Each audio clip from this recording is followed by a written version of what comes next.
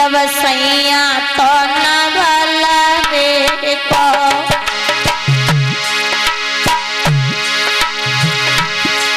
अब सैया तो न भला देखो, चलो रे सैया तो न भला देखो, चलो रे वीर परीक्षित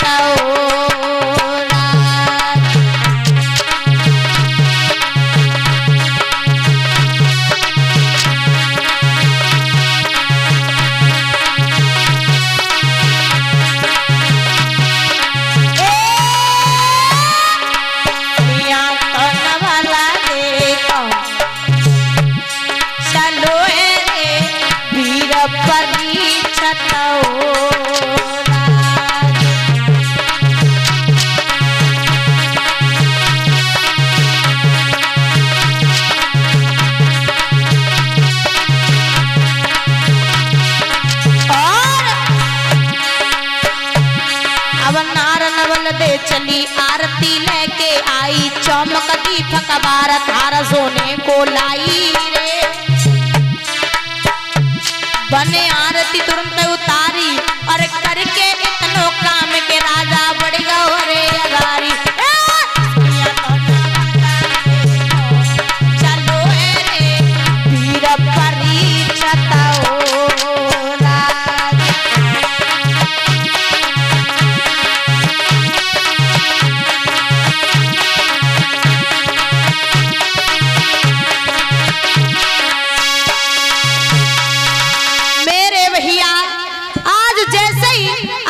को उतारा, हाथ में तेगा को उठाया, बांस से आगे बढ़े महाराज परीक्षित। जैसे ही बांस से आगे बढ़े हैं जाकर के एकदम से घने जंगल में पहुंचे हैं। जैसे ही घने जंगल में पहुंचे हैं तो महाराज परीक्षित को शिकार तो नहीं दिखाई पड़ा, लेकिन महाराज परीक्षित ने सामने देखा कि एक गाय जो थी कांपती हाफती रोती हुई चली आ रही थी, उसके पीछे एक बैल और उसके पीछे एक काला कलूटा चांडाल जो मूसल की मार दे रहा था। मेरे भैया आज जैसे ही उस गाय ने क्या किया, उस गाय ने महाराज परीक्षित को जैसे ही देखा और जैसे ही महाराज परीक्षित को गाय ने देखा तो एकदम से जवाब दिया है, रोकर के कहने लगी वो गाय बोली क्या, अरे कौन है जो आज मेरी लाज बचाने आए,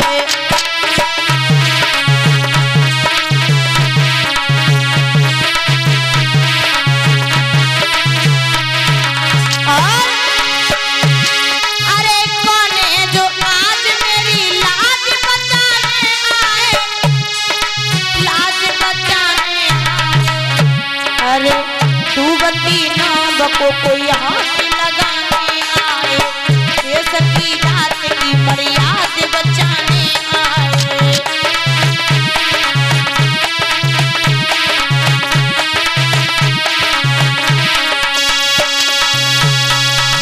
मेरे भैया आज जैसे ही देखा है, आज महाराज परीक्षित ने देखा कि वो गाय बड़ी दुखारी लग रही थी, मूसल की मार पड़ रही थी। महाराज परीक्षित ने मन में विचार किया कि कौन है नीच, अरे जिस गाय माँ को हमारे हिंदू धर्म में माँ माना जाता है और उसी माँ के ऊपर ये मूसल की मार दे रहा है। जवाब दिया, इसे तो हम बिल्कुल जिंदा नहीं छोड़ेंगे। महाराज परीक्षित वहां से आगे बढ़े और जाकर के उसी गाय के पास में पहुंचे हैं। जैसे ही जाकर के उस गाय के पास में पहुंचे तो मेरे भैया आज देखा महाराज परीक्षित ने उस गाय से जवाब दे, ये बताओ तुम क्यों रो रही हो और ये तुम्हारे पीछे ये कौन है, ये तुम्हें मूसल की मार क्यों दे रहा है। जैसे इतनी बात कही है एकदम से जवाब दिया है गाय ने कि महाराज मैं गाय नहीं हूँ। जवाब दिया मैं पृथ्वी हूँ और हमारे पीछे ये बैल नहीं ये धर्म है और उसके पीछे ये जो मूसल की मार दे रहा है ये कलयुग है। जवाब दिया महाराज जब से ये कलयुग आया है इस कलयुग में इतने अत्याचार हो रहे हैं, इतने अत्याचार हो रहे हैं जो कि मैं अत्याचारों से बिल्कुल दबी पड़ी हुई हूँ और इसी वजह से मैं गाय का रूप बना करके घूमने लगी हूँ। तब तक एकदम से धर्म ने जवाब दिया, बोले महाराज अगर जब तक ये कलयुग रहेगा तब तक कोई भी धर्म के नाम पर हाथ आगे को नहीं बढ़ेगा। जवाब दिया, पहले धर्म के नाम पर लोग ना जाने क्या क्या कर जाया करते थे और वही जो लोग हाथ आगे बढ़ाते थे वही लोग अब पीछे हट रहे हैं। जैसे इतनी बात कही है, कलयुग ने जवाब दिया, महाराज आपने इनकी तो सुन ली लेकिन अब हमारी भी बात सुनो। बोले बताओ। जवाब दिया, महाराज पहली बात तो ये जवाब दिया कि सतयुग त्रेता द्वापर जब हमारे न तीनों भाइयों की जगह है तो फिर हमारी जगह क्यों नहीं है। समझा करके जवाब दिया। और रही बात कलयुग की यानी हमारी, तो महाराज भगवान ने किसी भी प्राणी को एक जैसा परीक्षित महाराज नहीं बनाया है। किसी के अंदर गुण ज्यादा है तो किसी के अंदर अवगुण ज्यादा है। कलयुग ने जवाब दिया है कि महाराज ये दुनिया बिल्कुल एक सी नहीं है। जवाब दिया, केवल इस दुनिया पर गौर करके देखो तो गुण और अवगुण दोनों चीजें दिखाई पड़ेंगी। जवाब दिया है समझा करके कि महाराज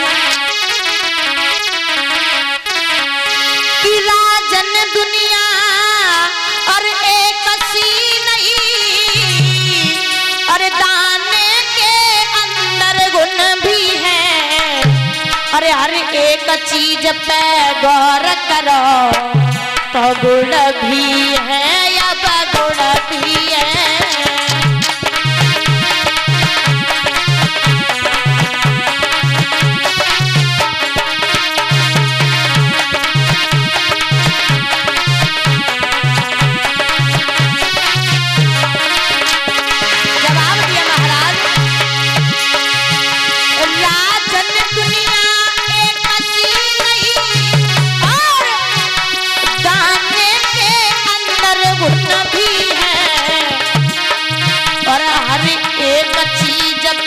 गौर करो तो गुण भी है या बगुण भी है।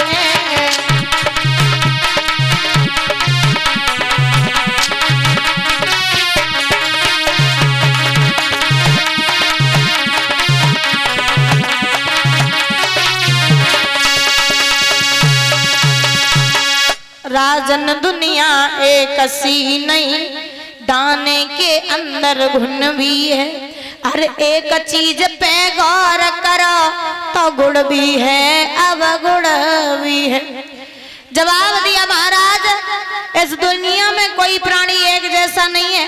अरे हर एक प्राणी में एक एक दोष भगवान ने जरूर लगाया है, फिर वो चाहे देवता हो या फिर इंसान हो। समझा करके जवाब दिया है। तब तक धर्मराज फिर से बोल उठे। जवाब दिया, महाराज आप इस कलयुग के बहकावे मत में आओ। जवाब दिया, इसे जीवित मत छोड़ो, इसे मार दो। जैसे इतनी बात कही है एकदम से समझा करके जवाब दिया है।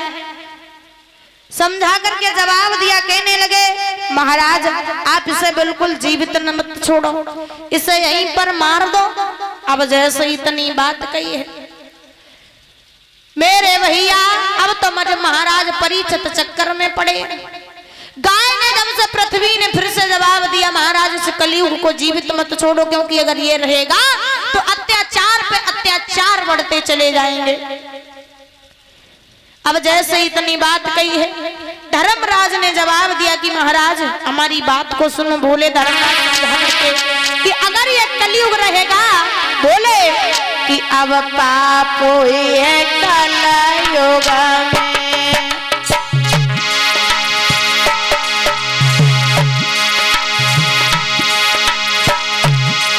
अब पाप है कलयुग में, मेरे राजा रे धर्म रहेगो ना।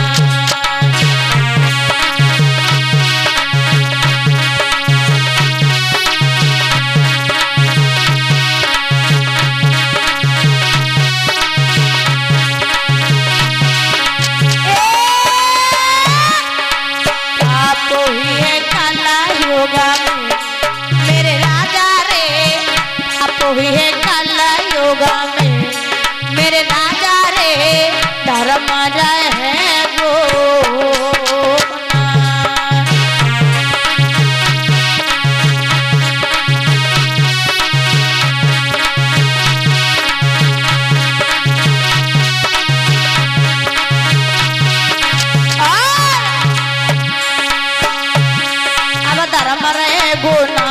पाप सबके दिल आवे, सज्जन भूखे पड़े दुष्ट घर मौज उड़ावे रे।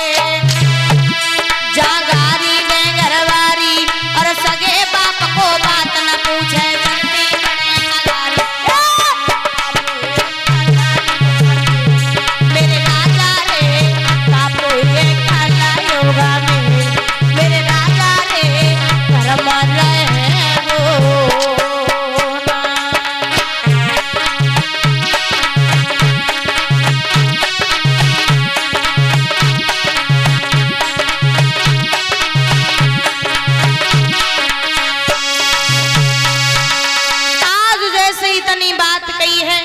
तो मेरे भैया जैसे इतनी बात कही, कलयुग ने दोबारा फिर से जवाब दिया, महाराज आप हमें ऐसे मार नहीं सकते हो, क्योंकि जब सतयुग त्रेता द्वापर हमारे 3 भाइयों की जगह है तो फिर हमारी भी जगह है यहाँ पर। जवाब दिया महाराज परीक्षित ने, सुनो तुम्हारी जगह तो यहाँ पर है, लेकिन तुम ऐसी जगहों पर नहीं जाओगे जहाँ पर लोग धर्म के नाम पर हाथ आगे को बढ़ा रहे हो, पूजा पाठ यज्ञ कथा भागवत कुछ भी कर रहे हो, तुम ऐसी जगह पर नहीं जाओगे। जवाब दिया महाराज फिर कहाँ जाएंगे? जवाब दिया तुम ऐसी जगहों पर जाओगे जहाँ पर लोग दारू पीते हो, नशा पान करते हो, जुआ खेलते हो, जहाँ बेटा माँ बाप को सता रहा हो, माँ बाप बेटे को सता रहे हो। जवाब दिया जहाँ पर अत्याचार हो रहे हो तुम वहां पर रहोगे, लेकिन जहाँ भी लोग धर्म के नाम पर आगे बढ़ रहे हैं तुम वहां बिल्कुल भी नहीं जाओगे। अब जैसे ही इतनी बात कही है तो एकदम से महाराज परीक्षित के मुंह से धोखे से निकल गया कि जाओ तुम सोने में वास करोगे। अब परीक्षित महाराज सोना तो 2 प्रकार के होते हैं, एक सोना वो जो माता बहनें पहनती हैं, दूसरा सोना वो जो रात को हम सोते हैं। अब यही नहीं पता कौन सा सोना। अब जैसे इतने काम किया तो कलयुग ने क्या किया, जैसे ही महाराज ने जवाब दिया सोने में वास करोगे, तो उस कलयुग ने एकदम से छोटा सा रूप बनाया। और जब उस कलयुग ने छोटा सा रूप बनाया और जाकर के महाराज परीक्षित के मुकुट पर सवार हो गया। क्यों? क्योंकि महाराज परीक्षित के सर पर जो मुकुट रखा था वो मुकुट बेईमानी का था, बेईमानी और छल कपट का मुकुट था वो। इसी वजह से वो कलयुग जाकर के उसी मुकुट पर सवार हो गया। महाराज परीक्षित को इस बात का ज्ञाति नहीं है। अब तो जो कलयुग कराएगा वही परीक्षित महाराज करेंगे। महाराज परीक्षित आगे बढ़े हैं शिकार की खोज में, तो महाराज परीक्षित को रास्ते में बड़ी ही तेज की प्यास लगी है। और जब महाराज परीक्षित को रास्ते में बड़ी तेज की प्यास लगी तो आगे बढ़ते चले जा रहे हैं। तो जैसे ही आगे बढ़ते चले जा रहे हैं महाराज परीक्षित, तो देखा सामने जाकर के देखा लोमस ऋषि का आश्रम पड़ा। जब लोमस ऋषि का आश्रम पड़ा, लोमस ऋषि जो थे वो ध्यान में बैठे हुए थे, भजन में बैठे हुए थे, आंखों को बंद किए। अब परीक्षित ने जैसे ही देखा जवाब दिया, बाहर ढोंगी तूने हमें जैसे ही आते देखा और एकदम से अपनी आंखों को बंद करके बैठ गया, क्योंकि उनके सर पे तो कलयुग की सवार था, उन्हें पता ही नहीं हम क्या कह रहे क्या नहीं कह रहे। जवाब दिया बारे ढोंगी हमें नहीं पता था तू ऐसा निकलेगा, तूने हमें जैसे ही आते देखा एकदम से आंखों को बंद कर लिया। अरे तूने हमारा बिल्कुल भी सम्मान नहीं किया है। जैसे ही इतनी बात कही जवाब दिया है एकदम से महाराज परीक्षित ने, क्या बोले महाराज कि अब मान नाई मेरो जान,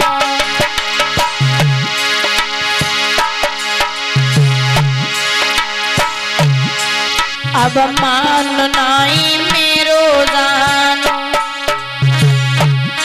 सत्यवादी तूने मान नाई मेरो जानो, सन्यासी तूने कर डालो अपाओ।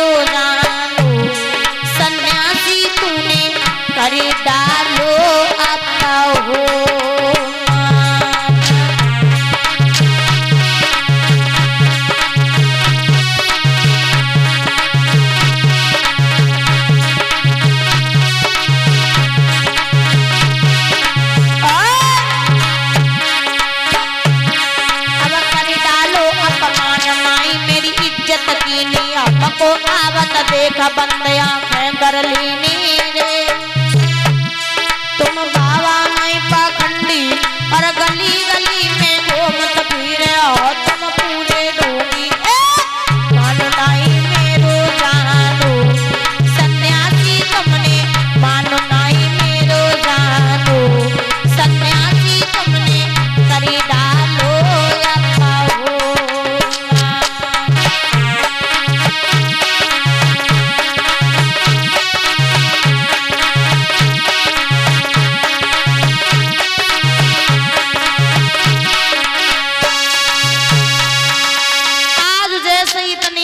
कही। महाराज परीक्षित बाण से दौड़े और परीक्षित महाराज ये जोत बुझ गई इसे जला दो, इसमें घी पड़ा है ये बुझ गई, देखा रह करो ये बुझे ना पाए। इसके ऊपर वाली ढक्कन कहाँ गई वही रख दिया करो इसके ऊपर, तो ये बुझेगी नहीं, इसका ध्यान रखा करो ये बुझे ना बिल्कुल। आज जैसे ही उधर मेरे भैया महाराज परीक्षित आगे बढ़े और जैसे ही महाराज परीक्षित आगे बढ़े तो देखा लोमस ऋषि के पास में एक मरा हुआ सर्प पड़ा था। जब मरा हुआ सर्प पड़ा था तो मेरे भैया लोमस ऋषि ने क्या किया, वो तो ध्यान में बैठे हुए थे, महाराज परीक्षित ने वो मरा हुआ सर्प डाला, लोमस ऋषि के गर्दन में डाल दिया, वहां से चले गए। अब जब वहां से जैसे ही गए महलों में पहुंचे, वो मुकुट सर से उतार करके जैसे ही नीचे रखा तो महाराज परीक्षित की आत्मा जो थी एकदम से पाप पाप चिल्लाने लगी। मेरे भैया उधर जैसे ही ये बात लोमस ऋषि के पुत्र श्रृंगी ऋषि को पता चला कि हमारे पिताजी का वो महाराज परीक्षित वो धन का मतवाली राजा वो अपमान करके चला गया हमारे पिताजी का।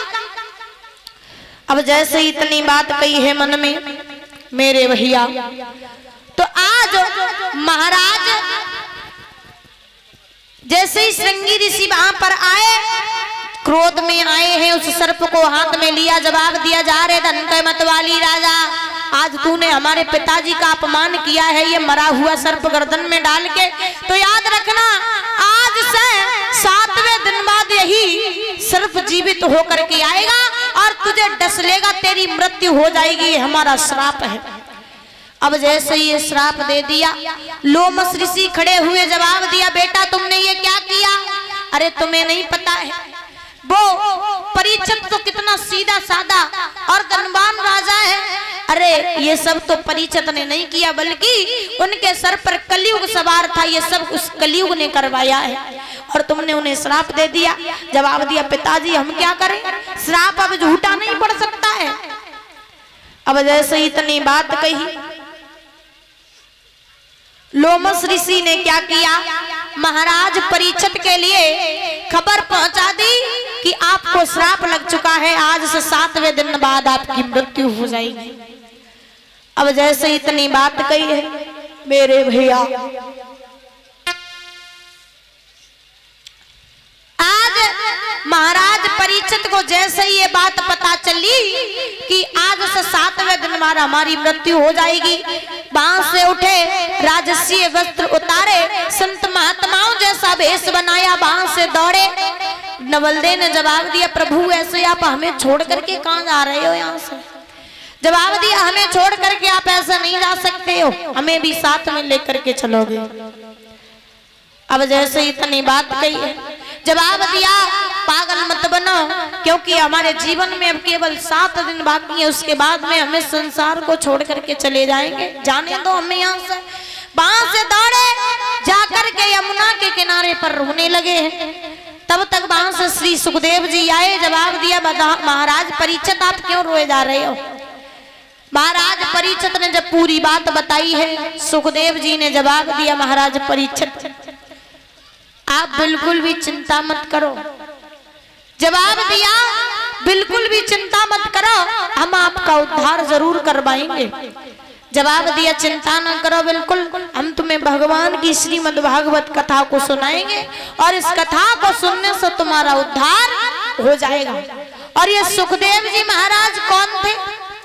ये सुखदेव जी महाराज का जन्म कैसे हुआ तो देखते हैं। ये सुखदेव जी महाराज का जन्म कैसे हुआ था तो आज तो बता दें। परीक्षित महाराज एक बार नारद जी ने क्या किया, बीड़ा को उठाया, और जब नारद जी ने बीड़ा को उठाया तो नारद जी जो राय सो नारद जी ने मन में विचार करो कि हमने बहुत दिन हो ही गए सबकी लड़ाई करवाए लई, लेकिन आज तक हमने भोले बाबा की मैया पार्वती से कभी लड़ाई ना करवाए पाई। मन में विचार करो, आज चाहे कछु हो जाए, आज हम भोले बाबा और मैया पार्वती की लड़ाई करके मानेंगे। अब जैसे ही इतनी बात कही, बीड़ा को उठाया नारद ने, और नारद जो राय सो गुनगुनाते भय चले। ताली बजाए के सब लोग बोलेंगे हमारे साथ में कि भव पारी करो भगवान और तुम्हारी शरण पड़े।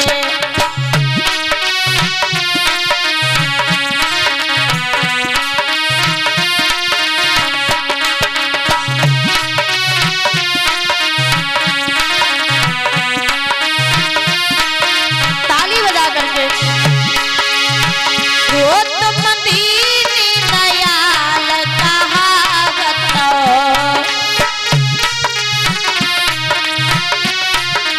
और फिर क्या नहीं दरस दिखावत।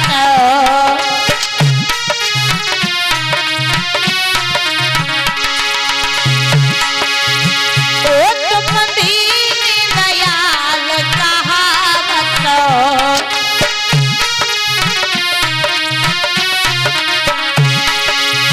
ओ फिर क्या नहीं दरस दिखावत।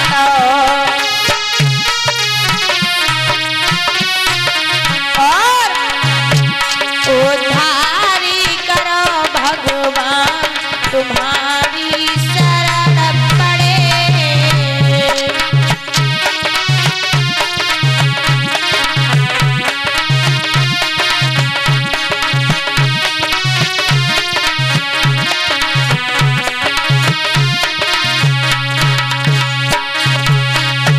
भव पारी करो भगवान तुम्हारी शरण पड़े।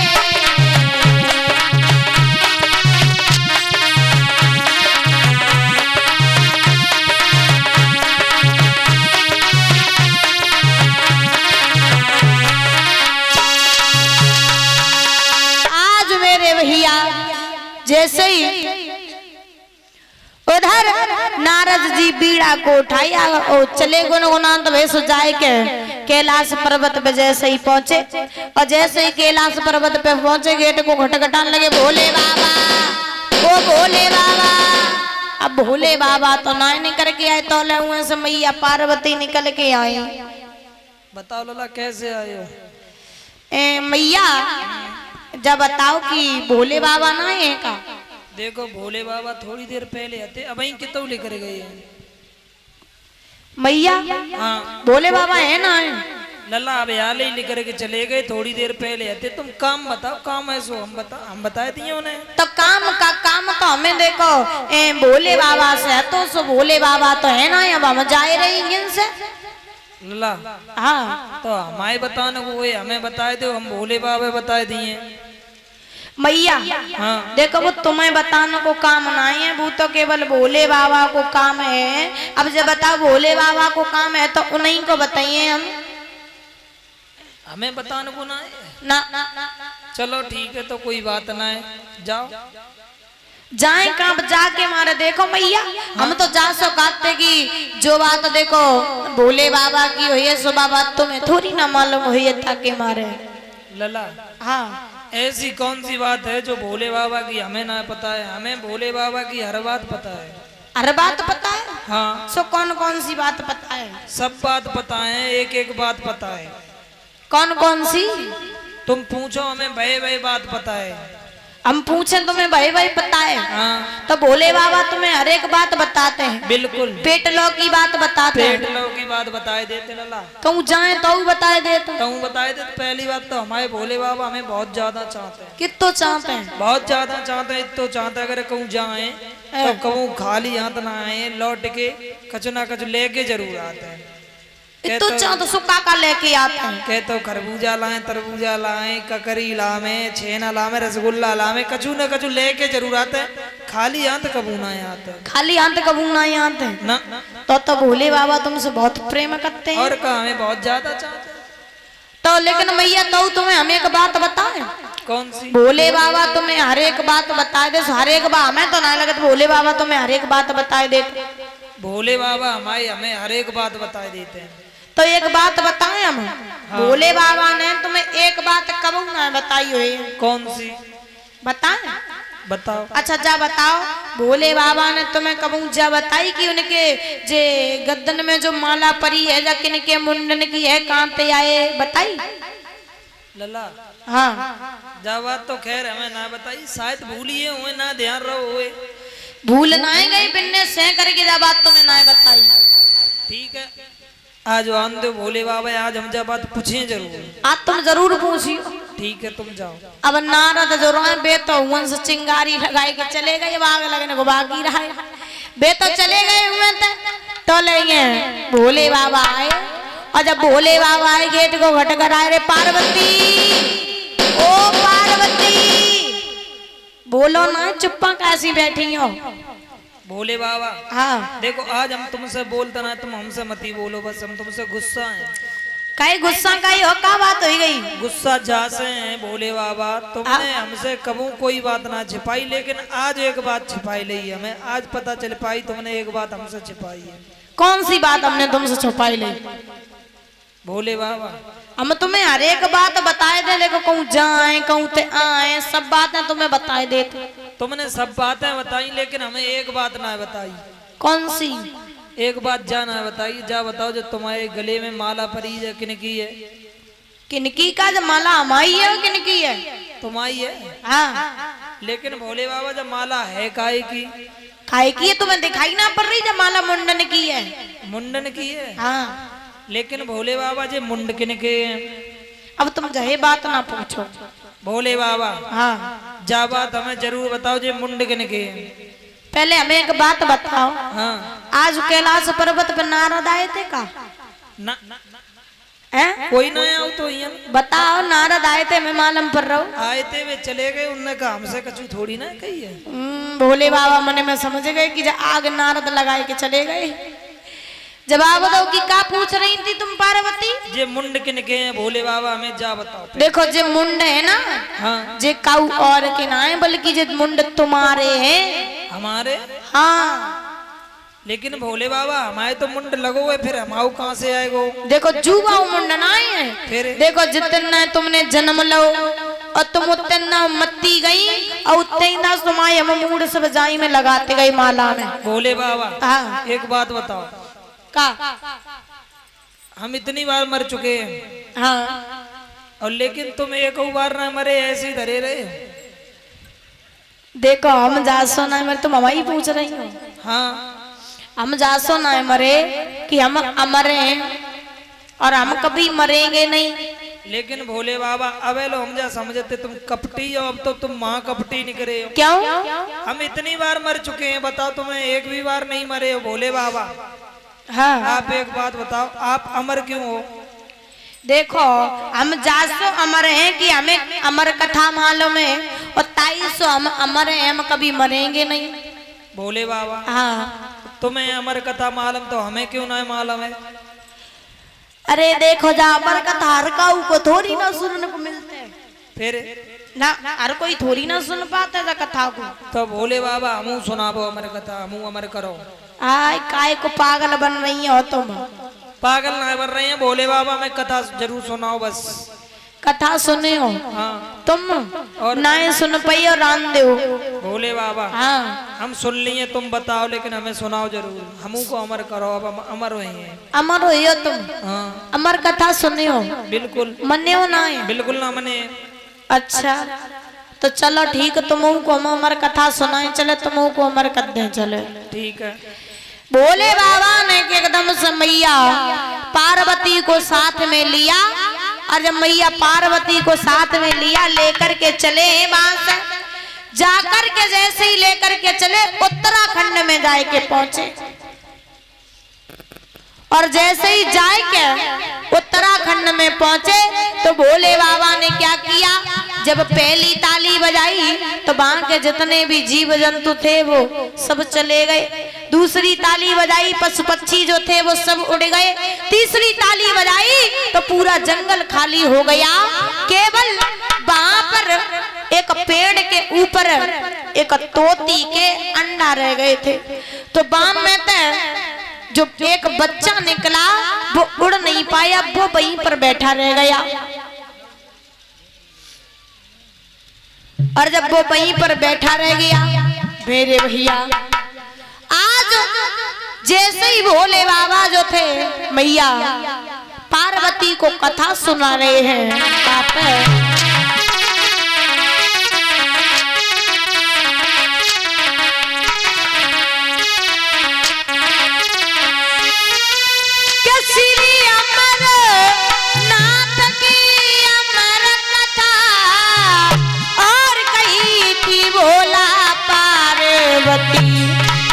अरे उत्तराखंड में लगाया सनबा बैठ गए कैलाशपति।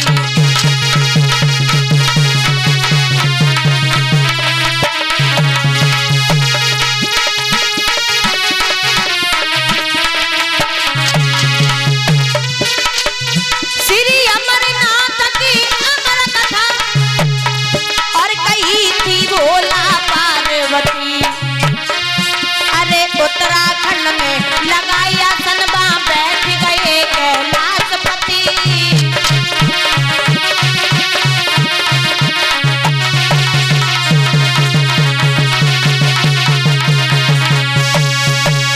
मेरे भैया आज जैसे ही क्या किया, कथा को भोले बाबा सुनाने के लिए बैठे, और जब भोले बाबा कथा को सुनाने के लिए बैठे, जवाब दो कि सुनो पार्वती, तुम कथा तो सुन रही हो लेकिन ऐसो करियो बीच बीच में हमें हुकारा देती रही हो, काहे के मारे जा सो हम जा तो जने कि हाँ तुम कथा सुन रही हो, सोई ना आए हो। बोले ठीक। अब भोले बाबा कथा सुनाने लगे। जब भोले बाबा मैया सती को कथा सुनाने लगे, मैया पार्वती को, तो उधर 6 महीनों तक मैया पार्वती ने कथा को सुन पाया। कथा के बाद मैया पार्वती जोरान से सोई गई। जब सोई गई उधर वो तोती के बच्चे ने मन में विचार करो कि अगर भोले बाबा ने कथा बंद कर दी तो हम अमर ना हो पाए, हम ना सुन पाए। तब तोती का बच्चा जो था वो हुकारा देने लगा, और जब वो हुकारा देने लगा जैसे ही मैया पार्वती सोई गई, जैसे ही सोई कि पार्वती के लगे के सोता सोता, और हुकारा दे रहे हो तोता।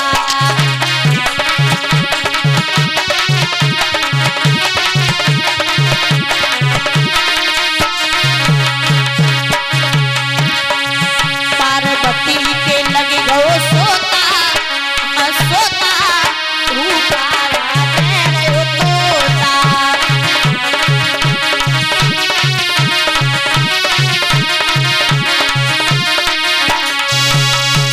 आज मैया जैसे ही सोई गई, तोती का बच्चा हुकारा देने लगा।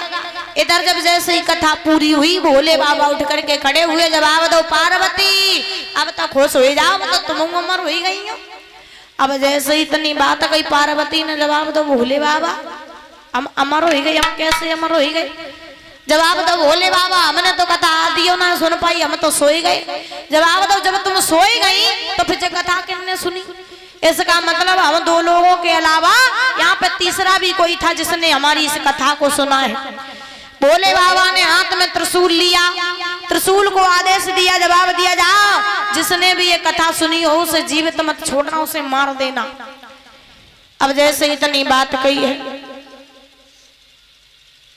वो त्रिशूल वहां से दौड़ा और जब बांस से त्रिशूल चला, वो तोती का बच्चा उड़ता चला जा रहा है, त्रिशूल पीछा करता चला जा रहा है। तो सामने देखा बाल व्यास जी की पत्नी अरड़ी जो थी छत पर अपने केशों को सुखा रही थी। अरड़ी ने जैसे ही जमुहाई ली तो एकदम से वो तोती का बच्चा जो था मुंह से जा करके उस अरड़ी के गर्भ में प्रवेश कर गया। जब गर्भ में प्रवेश कर गया तो मेरे भैया भोले बाबा का त्रिशूल बांस से वापस लौट गया।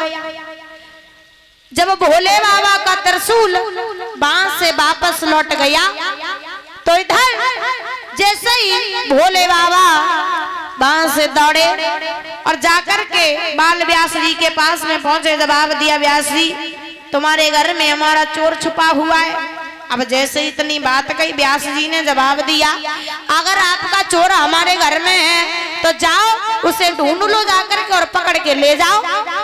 जवाब दिया, देखो वो चोर हमारा कहीं और नहीं बल्कि तुम्हारी पत्नी के गर्भ में पल रहा है। अब जैसे इतनी बात कही, समझा करके जवाब दिया है व्यास जी ने कि भोले बाबा अगर आपका चोर हमारी पत्नी के गर्भ में पल रहा है तो चिंता ना करो, वो जैसे ही जन्म लेगा तो हम उसे आपको ले जा करके सौंप देंगे या करके। अब जैसे ही इतनी बात कही है कि आपको ला करके सौंप देंगे, मेरे भैया एकदम से भोले बाबा वहां से चले जाते हैं। दर धीरे धीरे समय व्यतीत होने के बाद में 9 महीने पूरे हो जाते हैं, 1 वर्ष हो जाती है, लेकिन उसके गर्भ से कोई भी जन्म नहीं लेता है। अब तो अरड़ी परेशान होती चली जाती है, वर्ष व्यतीत हो गई लेकिन जन्म नहीं ले रहा है कोई। एकदम से व्यास जी वहां से भागे, जाकर के भोले बाबा के पास में पहुंचे, जवाब दिया, भोले बाबा देखो, जवाब दिया समझा करके कि ना जाने हमारी पत्नी के गर्भ में कौन पल रहा है और बिल्कुल जन्म लेने का नाम ही नहीं ले रहा है। अरे कोई देवता है या साधारण बालक है, कौन है समझ में ही नहीं आ रहा है। जवाब दिया, भोले बाबा आप ही देखो चल करके। भोले बाबा वहां से भागे, अरड़ी के पास में पहुंचे, अरड़ी के गर्भ के सामने हाथ को जोड़ करके बैठ गए। जवाब दिया, प्रभु आप कौन हो और आप जन्म क्यों नहीं ले रहे हो, क्यों इस बिचारी को परेशान कर रहे हो। एकदम से अरड़ी के गर्भ से आवाज आई कि भोले बाबा मैं ऐसे जन्म नहीं लूंगा। जवाब दिया, इस दुनिया में मोह बहुत है, हम देख रहे हैं इस दुनिया में भाई भाई का नहीं हुआ, बेटा बाप का नहीं हुआ, बाप बेटे का नहीं हुआ। ये दुनिया जब तक निर्मोही नहीं हो जाती है तब तक हम जन्म नहीं लेंगे।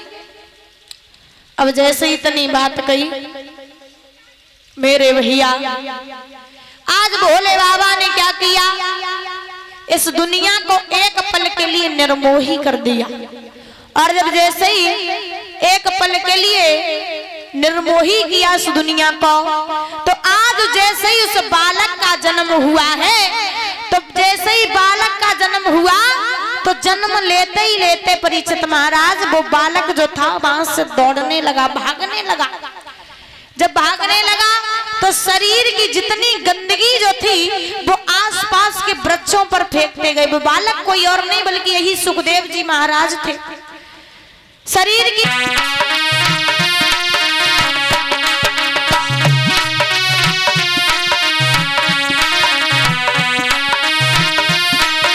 ताली बजा करके वो तो मदीने दयाल कहावत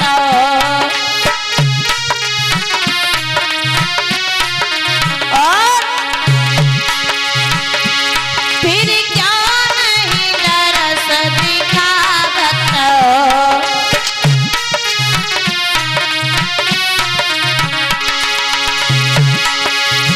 ओ तुम दीन दयाल कहावत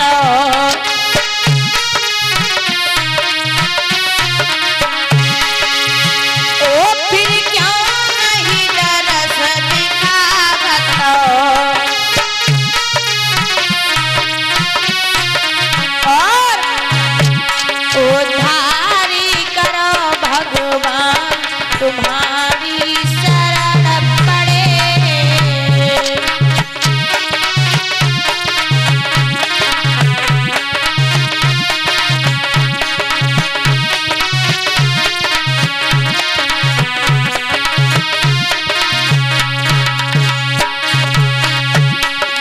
पारी करो भगवान तुम्हारी शरण पड़े।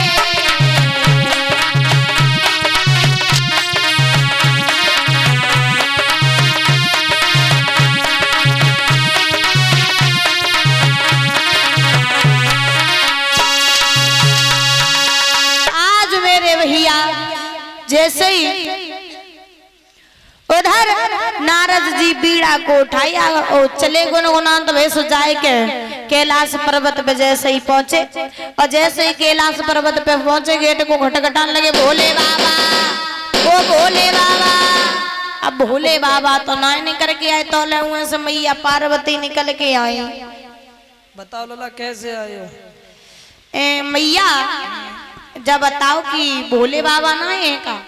देखो भोले बाबा थोड़ी देर पहले आते, अब वहीं कितो लेकर गए हैं मैया। हाँ भोले बाबा है ना है? लल्ला अब यहाँ ले लेकर के चले गए, थोड़ी देर पहले आते। तुम काम बताओ, काम है सो हम बताए दिए उन्हें। तो काम तो हमें देखो भोले बाबा से तो सो भोले बाबा तो है ना, अब हम जाए रही इनसे। लल्ला हाँ तो हमारे बताने को वही हमें बताए दो, हम भोले बाबा बताए दिए मैया। हाँ देखो वो तुम्हें बताने को काम नहीं है, वो तो केवल भोले बाबा को काम है। अब जब बताओ भोले बाबा को काम है तो उन्हीं को बताइए हम, हमें बताने को ना है ना। चलो ठीक है, तो कोई बात ना है, जाओ जाए कब जाके मारे। देखो मैया हम तो जा सो कहते कि जो बात देखो भोले बाबा की हुई है सो बाबा तुम्हें थोड़ी ना मालूम हुई है ताकि मारे। लला हाँ ऐसी कौन सी बात है जो भोले बाबा की हमें ना पता है? हमें भोले बाबा की हर बात पता है। हर बात पता है? हाँ सो कौन कौन सी बात पता है? सब बात पता है, एक एक बात पता है। कौन कौन सी? तुम पूछो, हमें भय बात पता है। हम पूछे तुम्हें भाई पता है? हाँ तो भोले बाबा तुम्हें हर एक बात बताते हैं। बिल्कुल पेट लो की बात बताते हैं। पेट लो की बात बताए देते लला। कहूँ जाए तो बताए देते। तो बताए देते। पहली बात तो हमारे भोले बाबा हमें बहुत ज्यादा चाहते हैं। कितो चाहते हैं? बहुत ज्यादा चाहते हैं, इतो चाहते हैं अगर कहूँ जाए तो कहूँ खाली हाथ ना आए, लौट के कछु ना कछु लेके जरूर आते हैं। इतो चाह तो सुक्का का लेके आते हैं। कह तो खरबूजा लाए, तरबूजा लाए, ककरी लामे, छेना लामे, रसगुल्ला लामे, कछु न कछु लेके जरूर आते हैं। खाली हाथ कबू ना आते हैं। खाली हाथ कबू ना आते हैं ना। तो भोले बाबा तुमसे बहुत प्रेम करते हैं और कहा हमें बहुत ज्यादा चाहते हैं। तो लेकिन मैया तो तुम्हें हमें एक बात बताए। कौन सी? भोले बाबा तुम्हें हर एक बात बताए दे। हर एक बात हमें तो ना लगे, भोले बाबा तुम्हें हर एक बात बताए देते। भोले बाबा हमें हर एक बात बताए देते हैं। तो एक बात बताएं हम। हाँ। भोले बाबा ने तुम्हें एक बात कबू ना बताई हुई है। कौन सी? बताएं? बताओ। अच्छा जा बताओ, भोले बाबा ने तुम्हें कबू जा बताई कि उनके जे गद्दन में जो माला परी है या किनके मुंडन की है कहाँ पे आए बताई? लला हाँ जा बात तो खैर हमें ना बताई, शायद भूलिए हुए ना ध्यान रहो हुए। भूल ना गई बिन्ने से करके जा बात तुम्हें ना बताई। ठीक है, आज आन दो भोले बाबा, आज हम जब बात पूछे जरूर। आज तुम जरूर पूछियो। ठीक है, तुम जाओ। अब नारद जो रहे बे तो हुन से चिंगारी लगाए के चले गए, बाग लगने को बाकी रहा बे तो चले गए हुए तो ले भोले बाबा आए। और जब भोले बाबा आए गेट को खटखट आए, रे पार्वती, ओ पार्वती, बोलो ना, चुप्पा कैसी बैठी हो? भोले बाबा हाँ देखो, आज हम तुमसे बोलते ना, तुम हमसे मती बोलो, बस हम तुमसे गुस्सा हैं। कई गुस्सा का ही हो, क्या बात हो गई? गुस्सा जा से हैं भोले बाबा, तुमने हमसे कबू कोई बात ना छिपाई, लेकिन आज एक बात छिपाई ली हमें। आज पता चल पाई तुमने एक बात हमसे छिपाई है। कौन सी बात हमने तुमसे छुपाई ली? भोले बाबा हम तुम्हें हर एक बात बताए दे, लेकिन कहूँ जाए कहूँ ते आए, सब बातें तुम्हें बताए देते। तुमने सब बातें बताई, लेकिन हमें एक बात ना बताई। कौन सी? एक बात जा ना बताई। जा बताओ, जो तुम्हारे गले में माला परी है किनकी है? किनकी का? जब माला हमारी है और किनकी है? तुम्हारी है। हाँ लेकिन भोले बाबा, जब माला है काहे की? काहे की है? तुम्हें दिखाई ना पड़ रही जब माला मुंडन की है? मुंडन की है। हाँ लेकिन भोले बाबा जी मुंड किनके हैं? अब तुम जहे बात ना पूछो भोले बाबा। हाँ जा बात हमें जरूर बताओ, जे मुंड किनके हैं? पहले हमें एक बात बताओ, हाँ आज कैलाश पर्वत पर नारद आए थे का? ना हैं? कोई ना आया तो यहाँ बताओ, नारद आए थे, मैं मालूम पर रहा हूँ। आए थे वे चले गए, उनने कहा हमसे कछु थोड़ी ना कही है। भोले बाबा मने में समझ गए कि जब आग नारद लगाए के चले गए। जवाब दो कि क्या पूछ रही थी तुम पार्वती? जे मुंड किन के हैं भोले बाबा, हमें जा बताओ। देखो जे मुंड है ना, हाँ जे काऊ और के ना है, बल्कि जे मुंड तुम्हारे हैं। हमारे, हाँ लेकिन भोले बाबा हमारे तो मुंड लगो हुए, फिर हमाऊ कहाँ से आएगो? देखो जुगाऊ मुंड ना है। फिर देखो जितना तुमने जन्म लो और तुम उतना मत्ती गई और उतना तुम्हारे हम मूड सब जाई में लगाते गई माला में। भोले बाबा हाँ एक बात बताओ, का हम इतनी बार मर चुके हैं हाँ, और लेकिन तुम एक बार ना मरे, ऐसे ही धरे रहे। देखो हम जासो ना मरे, तुम हमारी पूछ रही हो। हाँ हम जासो ना मरे कि हम अमर हैं और हम कभी मरेंगे नहीं। लेकिन भोले बाबा अब लो हम जा समझते तुम कपटी हो, अब तो तुम महा कपटी निकले हो। क्यों? हम इतनी बार मर चुके हैं, बताओ तुम्हें एक भी बार नहीं मरे हो भोले बाबा। हाँ आप एक बात बताओ, आप अमर क्यों हो? देखो हम जासो अमर हैं कि हमें अमर कथा मालूम है और ताईसो हम अमर हैं, हम कभी मरेंगे नहीं। भोले बाबा हाँ तुम्हें अमर कथा मालूम तो हमें क्यों ना मालूम है? अरे देखो जा अमर कथा हर काऊ को थोड़ी ना सुनने को मिलते हैं फिर ना, हर कोई थोड़ी ना सुन पाता है कथा को। तो भोले बाबा हमू सुनाबो अमर कथा, हमू अमर करो। आय काय को पागल बन रही हो तुम? पागल ना बन रहे हैं भोले बाबा, मैं कथा जरूर सुनाओ बस।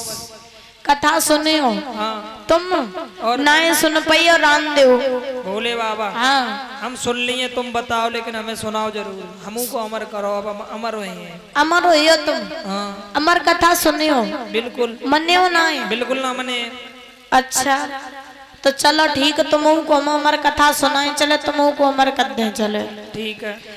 भोले बाबा ने एकदम से मैया पार्वती को साथ में लिया, और जब मैया पार्वती को साथ में लिया लेकर के चले वहां से जाकर के, जैसे ही लेकर के चले उत्तराखंड में जाए के पहुंचे। और जैसे ही जाए के उत्तराखंड में पहुंचे तो भोले बाबा ने क्या किया, जब पहली ताली बजाई तो वहां के जितने भी जीव जंतु थे वो सब चले गए। दूसरी ताली बजाई, पशु पक्षी जो थे वो सब उड़ गए। तीसरी ताली बजाई तो पूरा जंगल खाली हो गया। केवल वहां पर एक पेड़ के ऊपर एक तोती के अंडा रह गए थे। तो बाम में जो एक बच्चा निकला वो उड़ नहीं पाया, वो वहीं पर बैठा रह गया। और जब वो वहीं पर बैठा रह गया, मेरे भैया आज जैसे ही भोले बाबा जो थे मैया पार्वती को कथा सुना रहे हैं, आप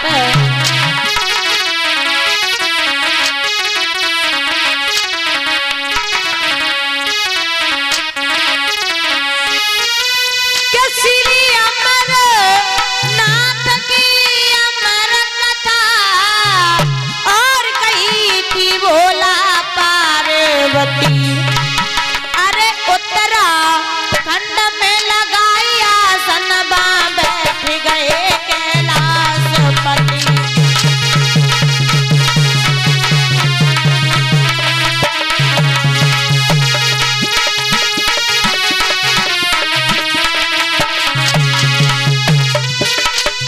श्री अमरनाथ की अमर कथा और कही थी भोला पार्वती।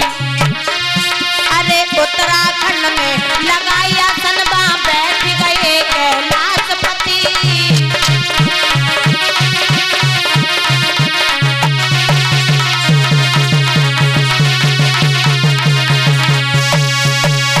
मेरे भैया आज जैसे ही क्या किया, कथा को भोले बाबा सुनाने के लिए बैठे। और जब भोले बाबा कथा को सुनाने के लिए बैठे, जवाब दो कि सुनो पार्वती, तुम कथा तो सुन रही हो, लेकिन ऐसो करियो बीच बीच में हमें हुकारा देती रही हो, काहे के मारे जासो हम जा तो जने कि हाँ तुम कथा सुन रही हो, सोई ना आए हो। बोले ठीक। अब भोले बाबा कथा सुनाने लगे। जब भोले बाबा मैया सती को कथा सुनाने लगे, मैया पार्वती को, तो उधर 6 महीनों तक मैया पार्वती ने कथा को सुन पाया।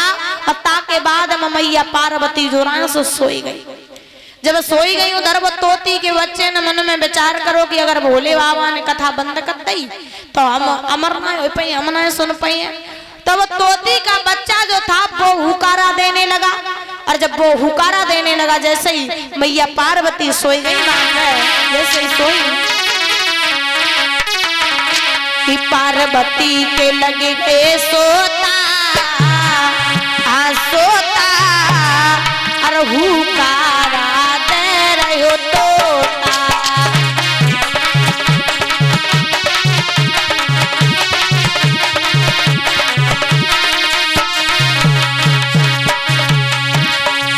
पार्वती के लगे गो सोता सोता, हुकारा दे रहे हो तोता।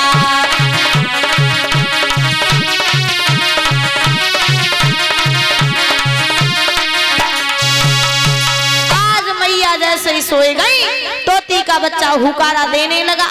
इधर जब जैसे ही कथा पूरी हुई भोले बाबा उठ करके खड़े हुए, जवाब दो पार्वती, अब तक खुश हो जाओ, मतलब तुम उम्र हो गई हो। अब जैसे ही इतनी बात कही पार्वती ने जवाब दो भोले बाबा हम अमर हो गई, हम कैसे अमर हो गए? जवाब दो भोले बाबा हमने तो कथा आदियों ना सुन पाई, हम तो सोए गए। जवाब दो जब तुम सोए गई तो फिर कथा किसने सुनी?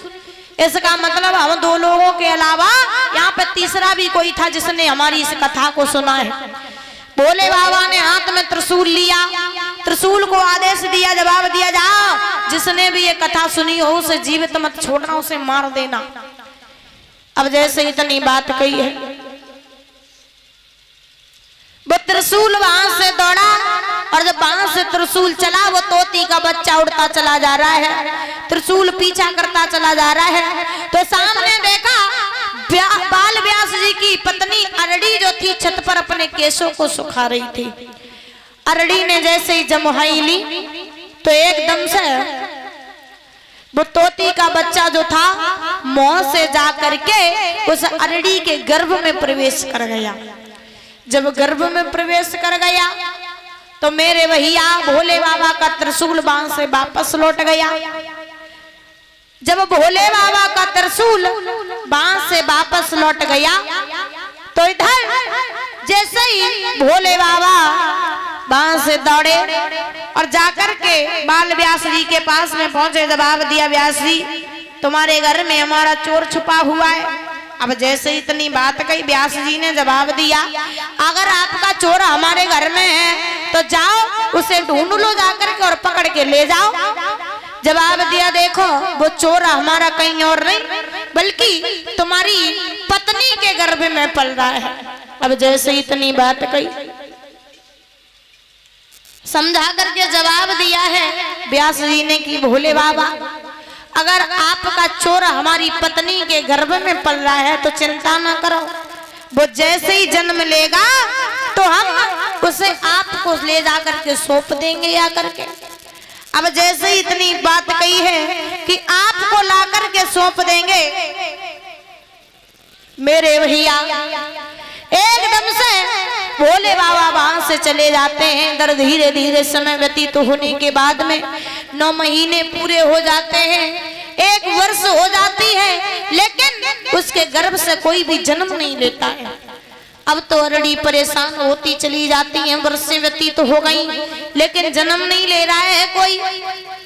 एकदम से व्यास जी वहां से भागे, जाकर के भोले बाबा के पास में पहुंचे, जवाब दिया भोले बाबा देखो, जवाब दिया समझा करके कि ना जाने हमारी पत्नी के गर्भ में कौन पल रहा है और बिल्कुल जन्म लेने का नाम ही नहीं ले रहा है। अरे कोई देवता है या साधारण बालक है, कौन है समझ में ही नहीं आ रहा है। जवाब दिया भोले बाबा आप ही देखो चल करके। भोले बाबा वहां से भागे, अरड़ी के पास में पहुंचे, अरड़ी के गर्भ के सामने हाथ को जोड़ करके बैठ गए। जवाब दिया प्रभु आप कौन हो और आप जन्म क्यों नहीं ले रहे हो, क्यों इस बिचारी को परेशान कर रहे हो? एकदम से अरड़ी के गर्भ से आवाज आई कि भोले बाबा मैं ऐसे जन्म नहीं लूंगा। जवाब दिया इस दुनिया में मोह बहुत है, हम देख रहे हैं इस दुनिया में भाई भाई का नहीं हुआ, बेटा बाप का नहीं हुआ, बाप बेटे का नहीं हुआ। ये दुनिया जब तक निर्मोही नहीं हो जाती है तब तक हम जन्म नहीं लेंगे। अब जैसे इतनी बात कही मेरे भैया, आज भोले बाबा ने क्या किया, इस दुनिया को एक पल के लिए निर्मोही कर दिया। और जब जैसे ही एक पल के लिए निर्मोही किया इस दुनिया को, तो आज जैसे ही उस बालक का जन्म हुआ है, तो जैसे ही बालक का जन्म हुआ तो जन्म लेते ही लेते परीक्षित महाराज वो बालक जो था वहां से दौड़ने लगा, भागने लगा। जब भागने लगा तो शरीर की जितनी गंदगी जो थी वो आसपास के वृक्षों पर फेंकते गए। वो बालक कोई और नहीं बल्कि यही सुखदेव जी महाराज थे। शरीर